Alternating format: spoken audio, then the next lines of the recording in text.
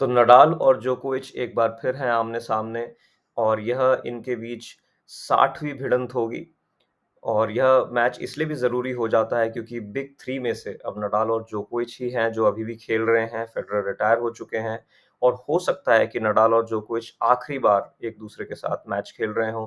तो इसलिए बहुत ही रोमांचक मैच होना है, ज़रूरी मैच होना है और इस मैच को कोई भी दर्शक जो फ़ैन है, चाहे वो नडाल का फ़ैन हो, चाहे वो जोकोविच का फ़ैन हो, चाहे वो टेनिस का फ़ैन हो, इस मैच को छोड़ना नहीं चाहेगा। तो ज़रूर देखिएगा आज यह ओलंपिक्स का मैच। इस वीडियो को शुरू करते हैं। पहले हम बात करेंगे इन दोनों प्लेयर्स के बारे में और जो मुख्य बिंदु हैं, जो फैसला कर सकते हैं इस मैच का और फिर बात करेंगे कि किसके पास ज़्यादा चांसेस हैं, कौन जीतेगा यह मैच, इस पर भी। तो सफ़र की जहाँ तक बात करें, जैसा कि मैंने बताया यह इन दोनों के बीच 60वीं भिड़ंत है और जोकोविच 30 मैचेस जीते हैं अभी तक, नडाल 29, तो नडाल के पास एक मौका है इस चीज़ को बराबर करने का। जो पिछली मीटिंग इनकी हुई थी वह फ्रेंच ओपन 2022 में हुई थी 2 साल पहले और नडाल उस मैच को जीते थे 4 सेटों में और गौर करने वाली बात यहाँ पर यह भी है कि नडाल ने पिछले 6 में से 5 मैचेस जीते हैं जोकोविच के साथ, जो कि क्ले पर हुए हैं।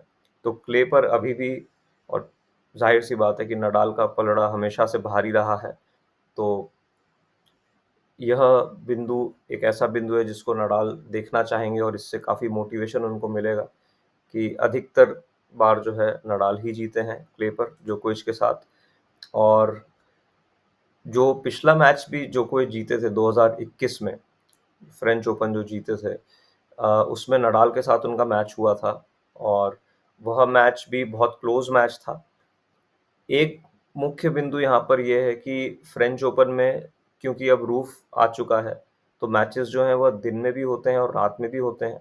और रात में अगर मैच होता है तो उसमें नडाल को नुकसान होता है क्योंकि उनका जो शॉट है, उनका जो फोरहैंड है, वह उतनी टॉप स्पिन जनरेट नहीं कर पाता और उस वजह से जोकोविच को अपना बैकहैंड कंट्रोल करने में आसानी होती है, जिस वजह से रैलीज़ जो हैं वो अच्छी होती हैं और न्यूट्रलाइज़्ड वे में होती हैं।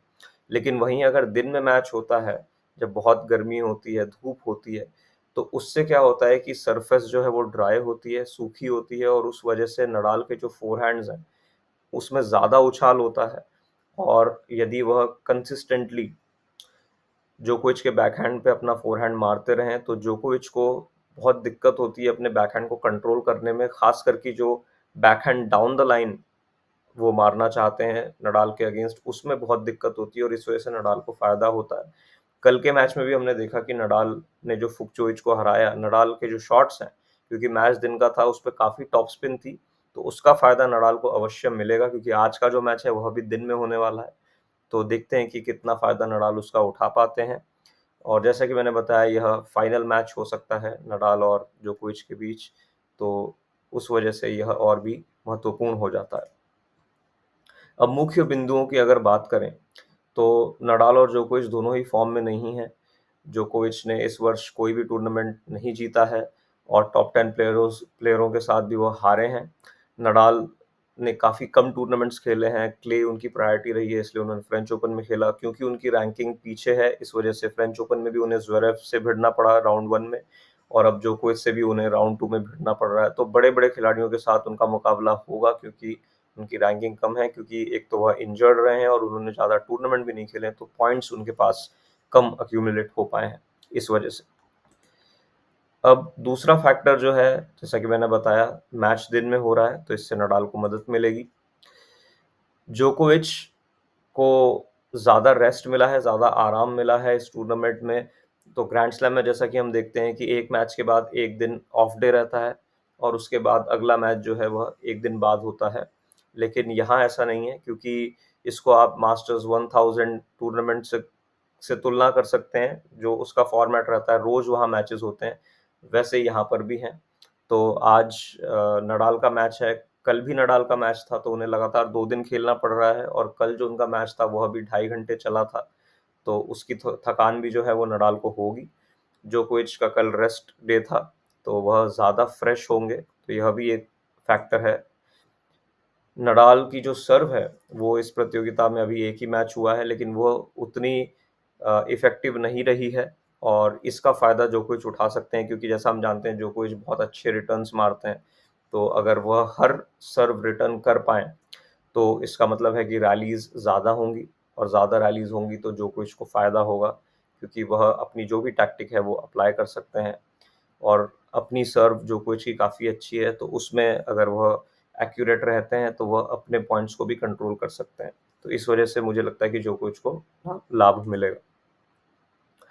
अब जोकोविच जहाँ तक प्रेशर की बात करें, मुझे लगता है कि बहुत ज़्यादा प्रेशर होगा जोकोविच को क्योंकि पहले तो वो गोल्ड मेडल नहीं जीते हैं, उसका एक दबाव होगा उनके ऊपर।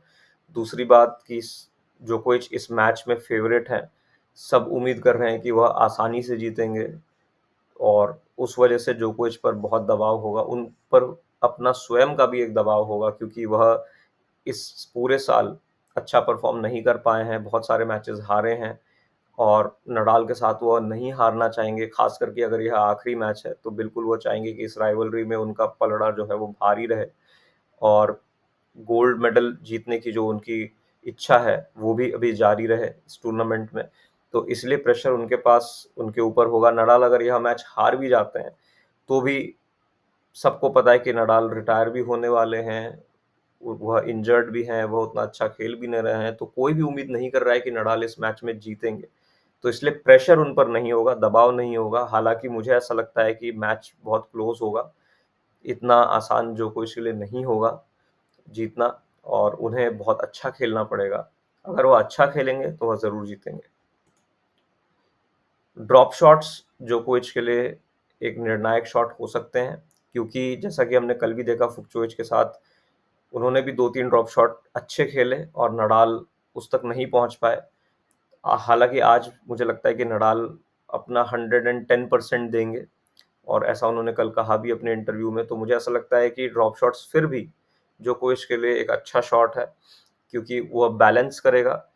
लगातार रैली अगर हम करते हैं नडाल के साथ, तो नडाल को और रिदम मिलती है और उनको हराना और मुश्किल होता है। ड्रॉप शॉट्स जोकोविच अच्छा खेलते हैं और उस वजह से क्या है कि एक बैलेंस जो है, वो आएगा इस मैच में, तो उन्हें यूज़ करने चाहिए। अब ऐसा भी नहीं है कि हर शॉट ही वो ड्रॉप शॉट हर रैली में ही ड्रॉप शॉट खेलने जाएँ, लेकिन हर कुछ पॉइंट्स के बीच में अगर एक ड्रॉप शॉट वो खेलते हैं, भले ही वो उस पॉइंट को हार जाते हैं, पर उससे नडाल कंफर्टेबल नहीं हो पाएँगे बेसलाइन के पीछे और यही जोकोविच को करना चाहिए। बैकहैंड डाउन द लाइन, जैसा कि मैं शुरू से ही कहते आया हूँ कि जोकोविच के लिए सबसे ज़रूरी शॉट है नडाल के खिलाफ, क्योंकि उस वजह से नडाल का जो फोरहैंड है वो न्यूट्रलाइज़ होता है और पॉइंट अच्छा चलता है। अगर जोकोविच क्रॉस कोर्ट बैकहैंड मारते रहते हैं, तो नडाल के पास हमेशा एक ओपन कोर्ट रहता है, अपना फ़ेवरेट जो उनका forehand down the line shot है, सीधे वो खेलने के लिए। तो इसलिए जोकोविच के लिए ज़रूरी है कि वो बैकहैंड डाउन द लाइन का इस्तेमाल करें और बखूबी इस्तेमाल करें। सबसे आखिर में मैं यह कहना चाहूँगा कि भले ही इस मैच को जो कोई जीते या हारे, मुझे ऐसा लगता है कि इससे उन्हें काफ़ी मोटिवेशन मिलेगा। उन्हें उनकी जो यादें हैं वो ताज़ा होंगी, नडाल और फेडरर वाले दौर की, और उससे उनका कॉन्फिडेंस, उनका आत्मविश्वास बढ़ेगा। उन्हें ऐसा और महसूस होगा कि अभी भी जो बिग 3 का एरा है वो चल रहा है, क्योंकि अब इतने वर्षों से जोकोविच के सा नडाल के साथ उन्होंने नहीं खेला है और सभी नए खिलाड़ियों के साथ मैचेज़ हो रहे हैं, जो वो हाल ही में हार भी रहे हैं। तो ज़रूरी है कि दोबारा यादों को ताज़ा करें, तो अगर मरे के साथ उनका मैच होता या नडाल के साथ मैच होता, तो उससे अवश्य ही उनको लाभ होता। तो इसीलिए मुझे लगता है इस मैच से उनको जो है फ़ायदा होगा। अब इस मैच में क्या अलग है? सबसे पहली बात तो यह 3 सेटों का मैच है, तो इसलिए जो शुरुआती पॉइंट्स, शुरुआती गेम्स होंगे वो बहुत महत्वपूर्ण हैं। अभी देखा गया है कि इस वर्ष जोकोविच अच्छी शुरुआत नहीं करते हैं। कई बार कई मैचेस में वो पहला गेम ही हार जा रहे हैं। तो इस वजह से मुझे लगता है कि ये ज़रूरी है कि जोकोविच एक अच्छी शुरुआत करें इस मैच में और जल्द ही अपनी सर्व ना गँवाएँ। नडाल के साथ भी फ्रेंच ओपन में पिछले कुछ वर्षों में देखा गया है कि जोकोविच ने अच्छी शुरुआत नहीं की है।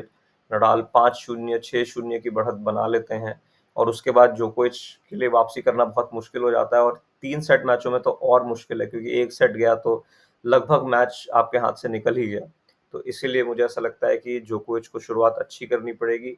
जैसा कि हम सब जानते हैं, नडाल उतने तेज़ी से अब नहीं खेल रहे हैं, तो कई शॉट्स तक वो नहीं पहुँच पाते हैं। इस वजह से ज़रूरी है कि नडाल बहुत आक्रामक खेलें और जो है ज़्यादा मौके जोकोविच को ना दें रैली में बने रहने के लिए।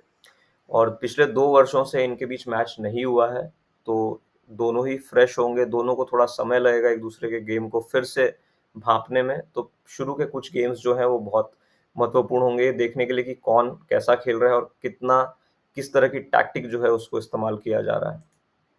जैसा कि मैंने आपको बताया, जोकोविच के लिए जो बैकहैंड डाउन द लाइन है ये वाला, ये बहुत ज़रूरी है। जैसा कि आप देख सकते हैं नडाल का जो फोरहैंड है उसमें अगर उछाल है और दिन का मैच है तो वो लगभग कंधे की हाइट तक जोकोविच के आएगा और उसको कंट्रोल करना जोकोविच के लिए बहुत मुश्किल है।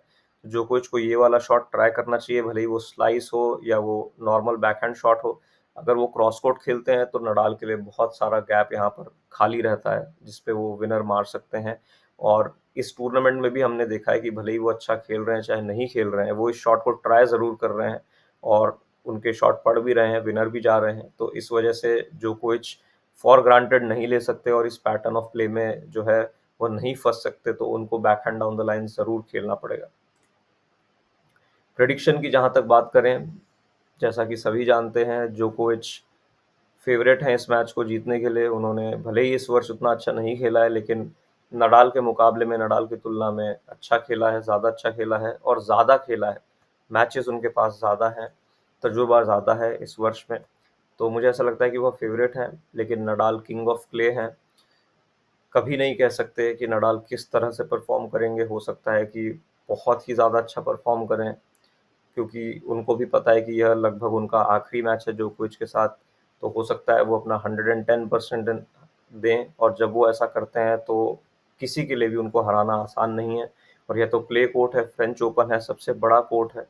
तो मुझे ऐसा लगता है कि हराना आसान नहीं होगा। और भले ही जोकोविच इस मैच में फेवरेट की तरह जा रहे हैं, लेकिन मुझे लगता है कि क्लोज मैच हो सकता है। नडाल बहुत अच्छा खेल सकते हैं और जोकोविच उतना अच्छा नहीं खेल रहे हैं, तो इस वजह से एक क्लोज मैच हो सकता है।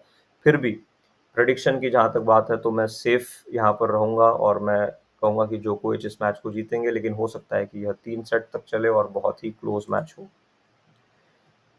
तो यह रही एनालिसिस दोस्तों, बहुत-बहुत धन्यवाद।